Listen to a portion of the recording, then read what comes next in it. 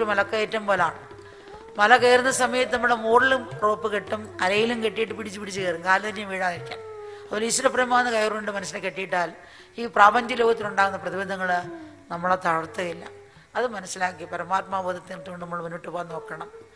അതാണ് നമ്മൾ വളർത്തിയെടുക്കേണ്ടത്.